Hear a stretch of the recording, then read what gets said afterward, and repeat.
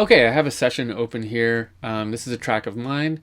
Um, I have it open here in arrangement view. Let's just take a little listen to get started.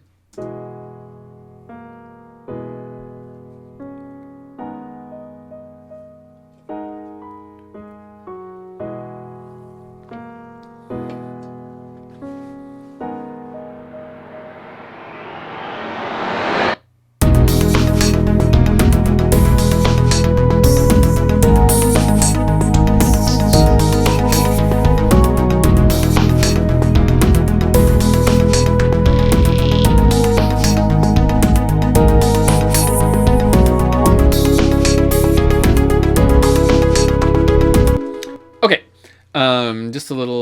just the intro of that. Let's look at for a minute. So, what's going on here? Let's just walk through. So, what we're going to do in this video is a kind of brief overview of arrangement view, and then we'll go into a lot more detail later. Don't worry. This is just to kind of get us comfortable with the main stuff in arrangement view. So, all these blue segments are clips. These are all MIDI clips. The ones down here, these are audio clips. I know the difference because MIDI clips have lines going through them. Those are MIDI notes. And audio clips have waveforms. They look like that. So all of these are waveforms. These are waveforms. So these are audio clips. These are those noise swooshes.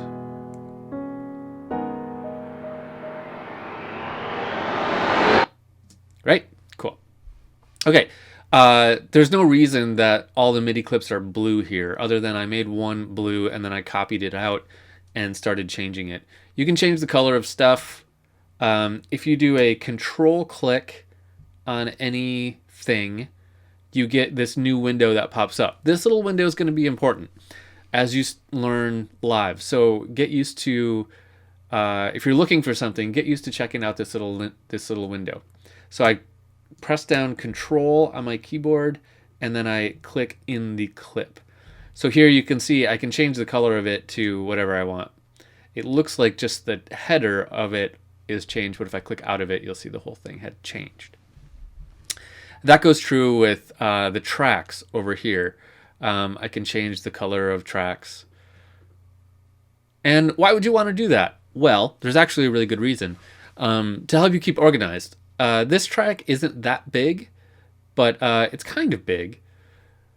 But if I had, maybe a ton of tracks, let's just say, I don't know what the number would be, but a ton of tracks, I might want to organize by color, say like all my MIDI tracks or all my drum tracks or all my synth tracks or something like that, so that they were all the same color so that I could keep track of them better. It's a handy way to do some stuff. There are other ways of keeping track of things too that we'll look at shortly, but so a couple key things to know. Get used to naming your tracks. That's important. Up here you can see piano main, right? That's my main piano riff that goes throughout this track. If you want to change the name of this, you can click on it, Command R, and type in whatever you want to call it. Let's call it piano main, because that's what I want to call it. Over here for each track, we have our mixer function. So our volume is here. This 2, the numbers show us what track number it is, but that's also a mute button, kind of. I can click on it and turn that totally off. This track is not going to play now. No more piano. Right? Turn it back on. It's there. It's kind of quiet at that particular moment, but it's there. S is solo. That means play only that track. Right? So now everything else is muted. So mute and solo. This button is our record track. We'll be looking at that in just a minute. If we turn that on, we're going to arm this track to record onto it. I don't want to do that right at the moment. Our volume we talked about. This C is panning. Panning is the left and right balance of our signal. So if I say, let's solo this track, and it's set to C right now. C means center. That means it's equally panned in both speakers. If you're wearing headphones, you should hear this piano only in the right side when I hit play. Okay, this is the right. If I move it all the way to the left, right? If I put it back in the center, now you should hear it in both ears, right? So we use that when we're mixing a lot. We use panning, which means the left and right balance of the signal, to help us kind of place sound so that it feels like it's all around you. I didn't do very much panning in this track, or at least in this version of the track. One other little thing about live is that when you do something like this, let's say I was doing that, okay? Now I want to take it back to its default position. Really handy trick. Just be sure you click in the box and then press the delete key. Delete key, when you're in one of these boxes, will always take it back to its default, okay? These two negative infinity, which is a little ominous, buttons. These are not buttons. These are dials also. I can turn them up and down. These are sends. They send the signal down to these two tracks. We'll talk about sends in the very near future. So hold on to those for now. Okay, another thing I want to point out here is the zoom in and out mechanism in live, because it's kind of weird. Okay, so let's say I want to zoom in on what's happening here. What I'm going to do is I'm going to put my cursor up here on the timeline where we see the numbers scrolling by at the top. Put my cursor until you get this symbol. What this is a little hand with a magnifying glass in it. Okay, now you're going to click and hold down that click. Do not let go.